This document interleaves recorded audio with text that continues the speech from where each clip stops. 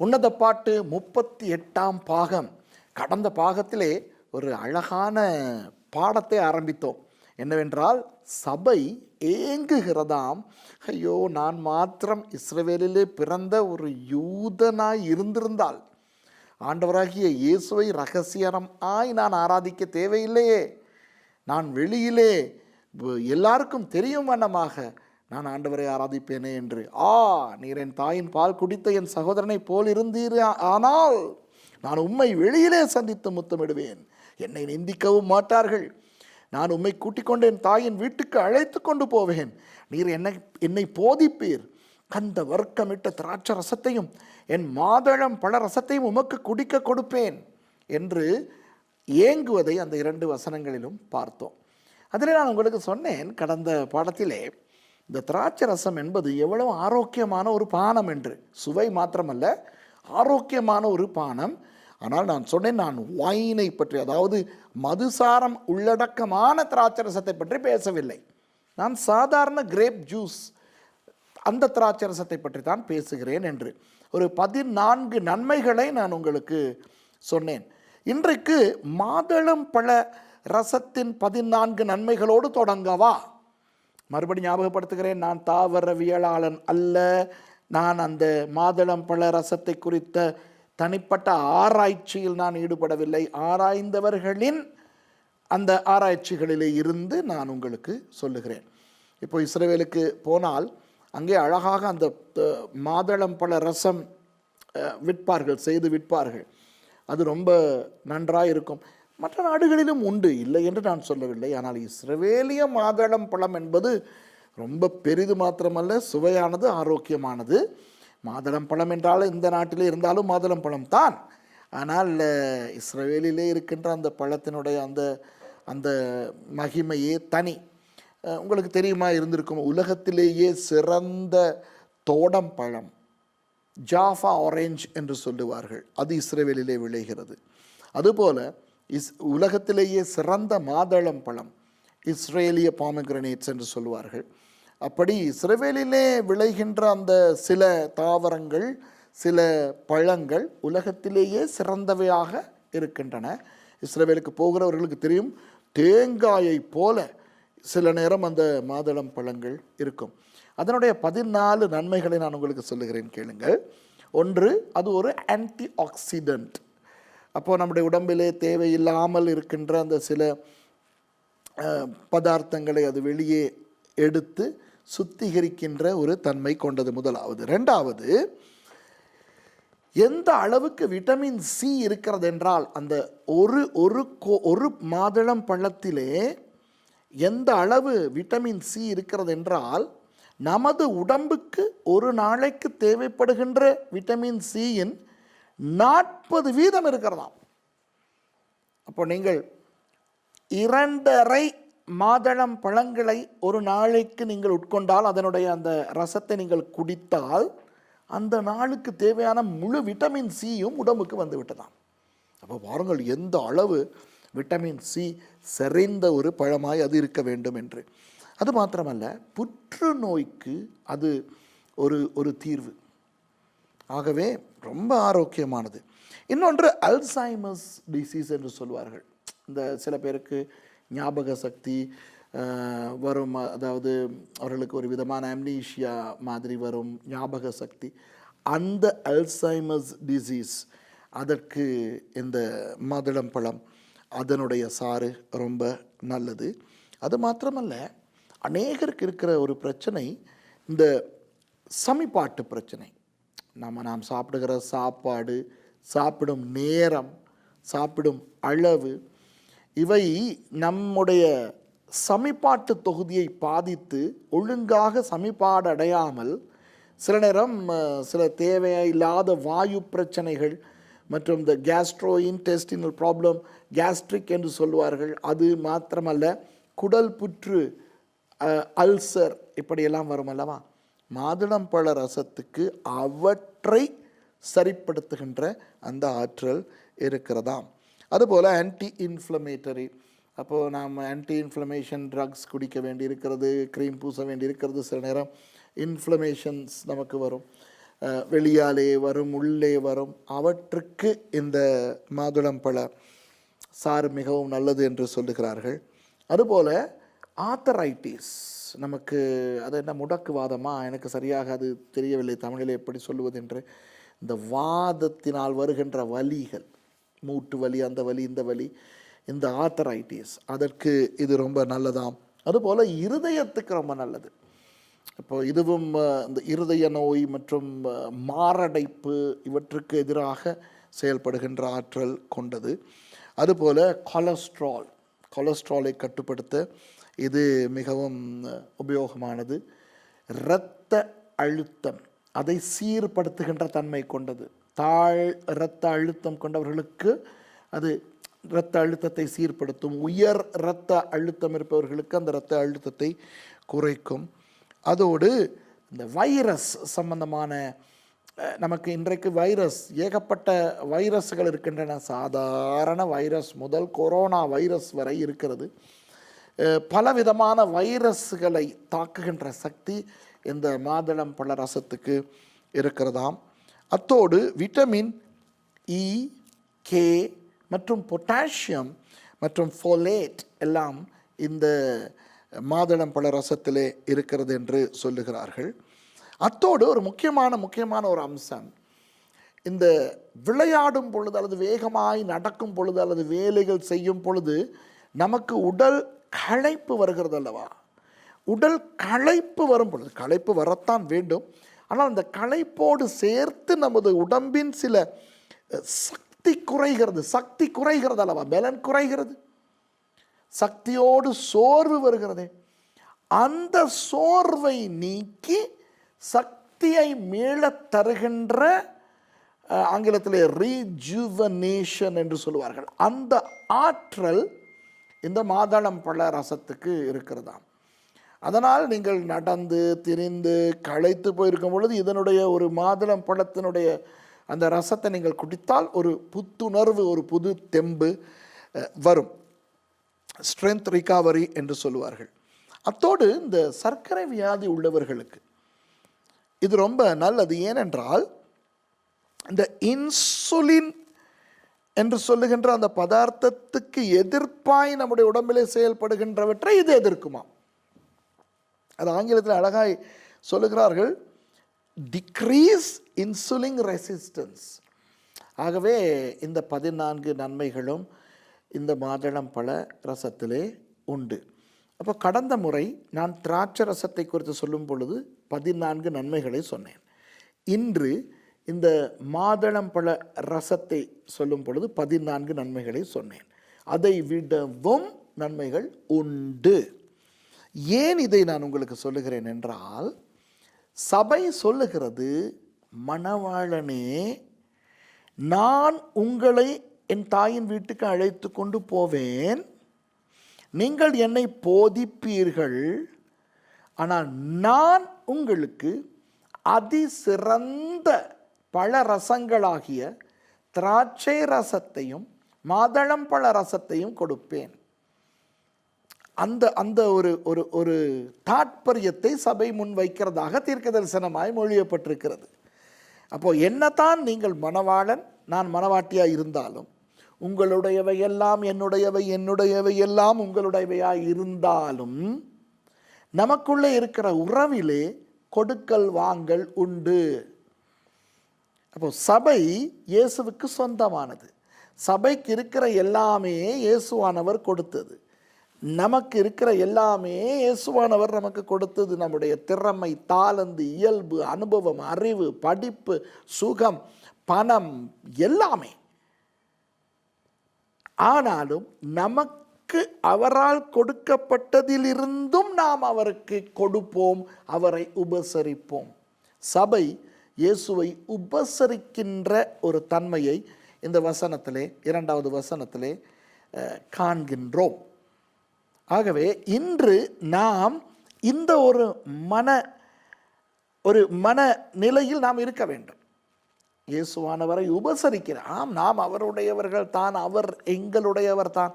இருந்தாலும் அவரை உபசரிக்கிற ஒரு தன்மை நமக்கு இருக்க வேண்டும். சிறந்த உபசரணை, சிறந்த சும்மா தண்ணீர் கொடுப்பேன் அல்ல, கந்த விரக்கமிட்ட திராட்சை ரசத்தை கொடுப்பேன், மாதுளம் பழ ரசத்தை கொடுப்பேன். அதுதான் அந்த 2வது வசனம். ஆகவே அன்பானவர்களே, பாருங்கள், இந்த முதல் 2 வசனங்களிலும் மணவாட்டி தனது அங்கலாய்ப்பை, ஆதங்கத்தை, ஆசையை, ஆர்வத்தை வெளிப்படுத்துகிறாள். 3வது வசனத்தில் மணவாளனிடத்திலிருந்து வருகின்ற ஆசீர்வாதத்தை மணவாட்டி மொழிகிறாள். என்ன சொல்லுகிறாள்? அவர் இடது கை என் தலையின் கீழிருக்கும், அவர் வலது கை என்னை அணைக்கும். ஏற்கனவே இந்த பாடத்தில் உங்களுக்கு இதை விளக்கப்படுத்தி சொல்லிக் கொடுத்திருக்கிறேன். கொஞ்சமாய் ஞாபகப்படுத்துகிறேன். என்ன? ஆண்டவரே, இயேசுவே, உங்களிடத்திலே நான் வந்தேன். எப்படி வந்தேன்? வருத்தப்பட்டு பாரம் சுமக்கிறவளாக வந்தேன். நீங்கள் என்ன செய்தீர்கள்? எனக்கு இளைப்பாறுதலை கொடுத்தீர்கள். இப்போ வருத்தப்பட்டு பாரம் சுமந்து கொண்டிருந்த நான் உங்களிடத்தில் வந்து உங்களிடத்திலிருந்து இளைப்பாறுதலை பெற்றுக்கொண்டபடியினால், சமாதான பிரபுவே, உங்களுடைய இடது கையிலே என் தலையை வைத்து நான் ஓய்வாய் இருக்கிறேன். நான் அப்படியே ஒரு நல்ல சமாதானமான உறக்கம். இது ஒரு அடையாளம் தான். சபை தூங்கக்கூடாது, சபை உறங்கக்கூடாது. ஆனால் இது ஒரு அடையாளமான உறக்கம். நிம்மதியாய் தூங்குகிறேனே, அந்த அந்த அந்த ஒரு ஒரு ஒரு தன்மை.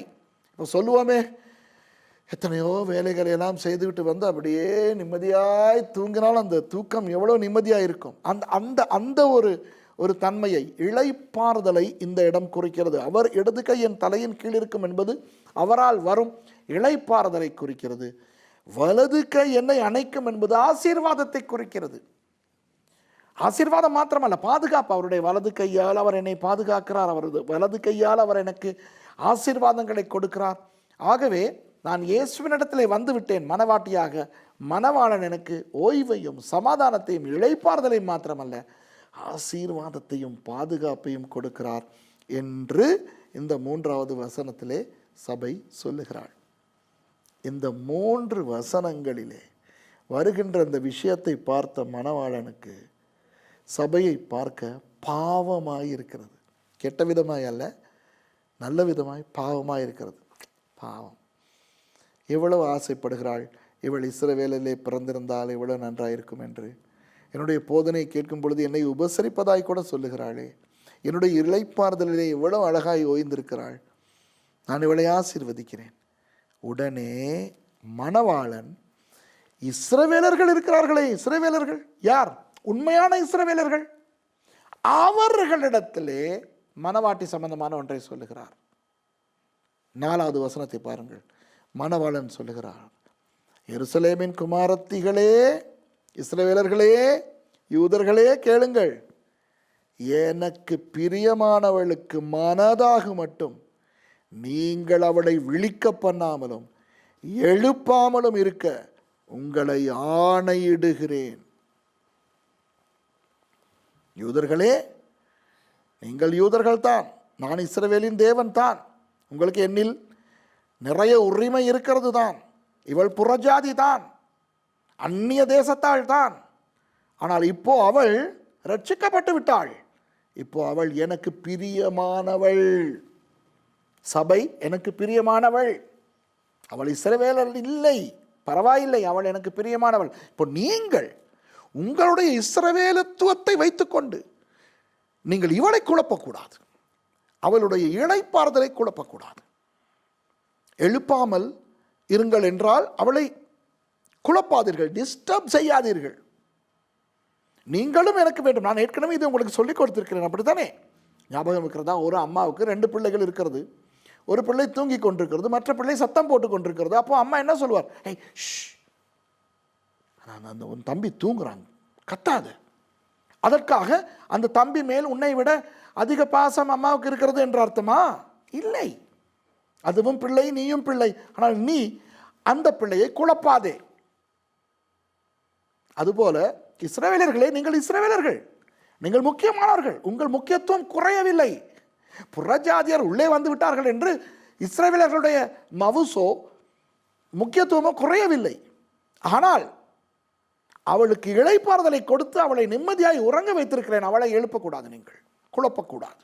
யூதர்களே, பண்டிகைகளை ஆசரி என்று சொல்லக்கூடாது, ஓய்வு நாளை கடைப்பிடி என்று சொல்லக்கூடாது, நியாயப்பிரமாணத்தின் விஷயங்களை அவளுக்கு திணிக்கக்கூடாது, விருத்த சேதனத்தை அங்கே திணிக்கக்கூடாது, உன்னுடையவைகளை நீ அங்கே திணிக்கக்கூடாது. நீ அவர்கள் இளைப்பாறட்டும், எழுப்பாமலும் குழப்பாமலும் இருங்கள். அதற்கு யூதர்கள் பிரதி உத்தரமாக சொல்லுகிறார்களாம், அந்த அந்த என்றதிலே வர வேண்டும் 5வது வசனம். தன் நேசர் மேல் சார்ந்து கொண்டு வனாந்திரத்திலிருந்து வருகிற இவள் யார்? உண்மைதானே, இஸ்ரவேலர்கள் தான் பரம்பரையாய் தேவனுடையவர்கள். ஆபிரகாம் காலம் தொடங்கி இஸ்ரவேலர்கள் தேவனுடையவர்கள். அப்போ இயேசு என்ன சொல்லுகிறாராம்? அவளுக்கு ஆறுதல் கொடுத்து வைத்திருக்கிறாராம், அவளை உறங்க வைத்திருக்கிறாராம். நாம் அவளை குழப்பக்கூடாதாம். அவள் எங்கிருந்து வந்தவள்? வனாந்தரத்திலிருந்து வந்தவள். வனாந்தரம், இப்போ இஸ்ரவேலர்களுக்கு வனாந்தரம் என்பது எல்லாருக்குமே தான். வனாந்தரம் என்றால் பாலைவனம். பாலைவனத்திலிருந்து நல்லது வருமா? வனாந்தரத்தில் இருந்து ஏதாவது நல்லது வருமா? அப்போ பாலைவனத்தில் இருந்து, இப்போ நம்முடைய பேச்சில் சொல்லுவோமே, காட்டான், காட்டாள், இதான் நான் காட்டில் இருந்து வந்த ஒரு ஆள் மாதிரி இருக்கிறேன். இப்போ நம்மை பொறுத்தவரை நம்முடைய இந்தியாவிலே, இலங்கையிலே, இந்த தமிழர்கள் செறிந்து வாழும் தேசங்களிலே பாலைவனங்கள் இல்லையே. இந்தியாவில் இருக்கின்றன, அது தமிழ்நாட்டிலே இல்லை, அது எங்கேயோ போக வேண்டும். அப்போது நம்மை பொறுத்தவரை இந்த நாட்டார்கள் அல்லாதவர்களை காட்டார்கள் என்று சொல்லுவோம். இஸ்ரவேலை பொறுத்தவரை அங்கு காடுகள் குறைவு. ஆகவே அங்கு இந்த நகரத்திலே வாழுகிறவர்கள் அல்ல என்று காட்டுவதற்கு என்ன சொல்ல வேண்டும்? பாலைவனத்திலிருந்து வந்தவர்கள், வனாந்தரத்திலிருந்து வந்தவர்கள். அப்போ யூதர்கள் சொல்லுகிறார்களாம், தன் நேசர் மேல் சார்ந்து கொண்டு வனாந்தரத்திலிருந்து வருகிற இவள் யார்? புரிகிறதா? இப்படி அந்த யூதர்கள் சொல்லும் பொழுது அவர்கள் சொல்லுகிறார்கள், இயேசுவை பார்த்து, கிச்சிலி மரத்தின் கீழ் உம்மை எழுப்பினேன், அங்கே உமது தாய் உம்மை பெற்றாள், அங்கே உம்மை பெற்றவள் வேதனைப்பட்டு உம்மை பெற்றாள். யூதர்கள் இயேசுவை பார்த்து சொல்லுகிறார்கள், நீர் எங்களுடையவர், இவள் யார்? வனாந்தரத்திலிருந்து வந்தவள், நீர் எங்களுடையவர், உம்மை பெறுவதற்கு நாங்கள் எவ்வளவு கஷ்டப்பட்டோம். அப்போ பாருங்கள், அந்த அந்த கவிதையாக சொல்லுகிறது, கிச்சிலி மரம் ஞாபகம் இருக்கிறதா? கிச்சிலி டப்வாக், டப்வாக் என்று சொல்லிக் கொடுத்தேன். இன்று கூட அந்த ஆசையான ஒரு பழம் இருக்கிறது என்று நான் முன்பு உங்களுக்கு சொல்லிக் கொடுத்திருக்கேன், டப்வாக். அந்த அந்த கிச்சிலி மரத்தின் கீழ் உம்மை எழுப்பினேன்.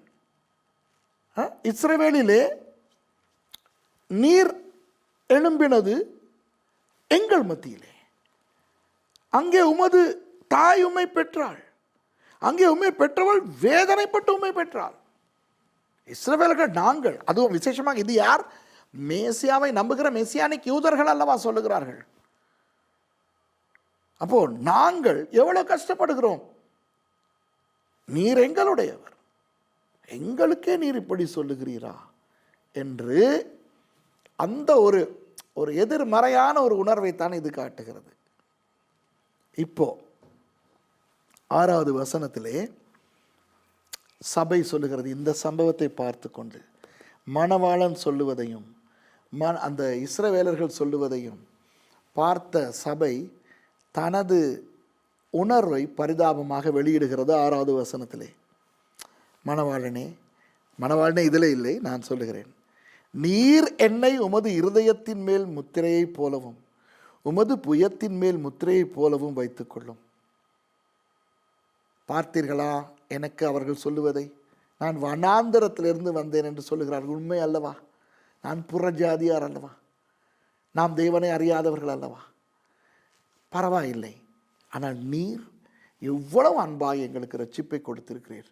ஆகவே நீர் உமது இருதயத்தின் மேல் முத்திரையைப் போலவும் உமது புயத்தின் மேல் முத்திரையைப் போலவும் எங்களை வைத்துக்கொள்ளும். அதனால் தான் எபேசியர் 4:30 சொல்லுகிறது, மீட்கப்படும் நாளுக்கென்று நீங்கள் முத்திரையாய் பெற்ற பரிசுத்த ஆவியானவர், அவரை துக்கப்படுத்தாதிருங்கள். முத்திரையாய் பெற்ற பரிசுத்த ஆவியானவர். இன்று நமக்கு முத்திரை போடப்பட்டிருக்கிறது. முத்திரை என்றால் என்ன?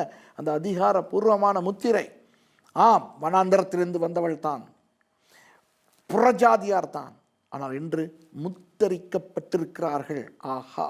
அப்போ சபை சொல்லுகிறது, நீர் என்னை உமது இருதயத்தின் மேல் முத்திரை போலவும் உமது புயத்தின் மேல் முத்திரை போலவும் வைத்துக்கொள்ளும். நேசம் மரணத்தை போல வலிது. நீர் எம்மேல் வைத்த அன்பும் நாங்கள் உம்மேல் வைத்த அந்த அன்பும் ரொம்ப கஷ்டமானது, மரணத்தை போல இருக்கிறது. நேச வைராக்கியம் பாதாளத்தை போல் கொடிதாயிருக்கிறது. அதன் தழல் அக்கினி தழலும் அதன் ஜூவாலை கடும் ஜூவாலையுமாய் இருக்கிறது. என்ன சொல்லுகிறது சபை? ஆண்டவரே, உங்களை நேசித்து அந்த நேசத்திலே வாழுவது கஷ்டமாக இருக்கிறது. எங்கு பார்த்தாலும் அவர்கள் எங்களை திட்டிக் கொண்டிருக்கிறார்கள். இது அந்த சபையினுடைய உபத்திரவத்தை காட்டுகிறது. உங்களை நேசிப்பது லேசான விஷயம் அல்ல. இஸ்ரவேலர்களும் எங்களை ஏற்றுக்கொள்கிறார்கள் இல்லை, மற்றவர்களும் எங்களை ஏற்றுக்கொள்கிறார்கள். நீங்கள் இந்த 8ஆம் அதிகாரம் 1வது வசனத்திலிருந்து பாருங்கள் சபையினுடைய அங்கலாய்ப்பு. என் மக்கள் மத்தியிலே நான் ரகசியமாய் உங்களை ஆராதிக்க வேண்டியிருக்கிறது. ஏன்? நீங்கள் ஏதோ அந்நியரை போல இருக்கிறீர்களாம். இஸ்ரவேலர்கள் மத்தியிலே அவர்களுடையவர் நீங்கள் என்றபடினால் அவர்களும் என்னை வனாந்தரத்திலிருந்து வந்தவள் என்று சொல்லுகிறார்கள். ஆகவே இந்த உங்கள் மேல் வைத்த அன்பில் வாழுவது வலிக்கிறது.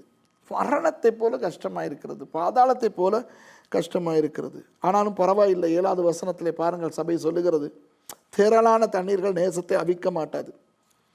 தண்ணீர்கள் என்றால் ஆபத்துகள், அப்படித்தானே? திரளான தண்ணீர்கள் என்றால் சுனாமி மாதிரி, பெரிய பேரலை மாதிரி, வெள்ளம் மாதிரி.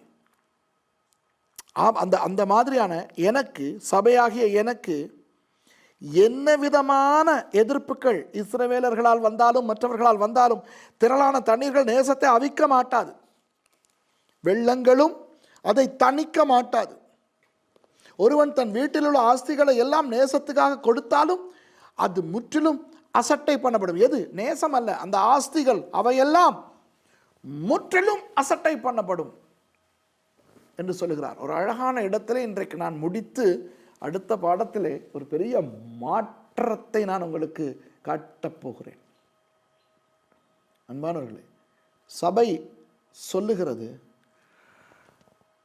என்ன நடந்தாலும் என்னுடைய நேசம் மாறாது. பவுலடியார் கூட அதை அழகாக சொல்லுகிறார். கர்த்தருடைய கிறிஸ்துவின் அன்பை விட்டு நம்மை பிரிக்கத்தக்கவன் யார்? எனக்கு மனப்பாடமாக அந்த வசனத்தை தமிழில் சொல்ல தெரியவில்லை. அவர் சொல்லுகிறார், உபத்திரவமா, வியாகுலமா, அதா இதா எதுவுமே கிறிஸ்துவின் அன்பை விட்டு என்னை பிரிக்க மாட்டாது என்று. அந்த காரியத்தை தான் இந்த இடத்துல தீர்க்க தரிசனமாக சொல்லுகிறார் ஆவியானவர் சாலமோன் மூலமாக. சபை சொல்லுகிறது, என்னுடைய மக்கள் நான் அந்நிய தெய்வத்தை நாடிவிட்டேன் என்று சாடுகிறார்கள், ஆகவே நான் அதிலே உபத்திரவப்படுகிறேன். இஸ்ரவேலர்கள் நான் வனாந்தரத்திலிருந்து வந்த காட்டத்தீ, பாலைவனத்தீ என்று என்னை ஒதுக்குகிறார்கள். உங்களை நேசிக்கிறேனே, அது வலிக்கிறது.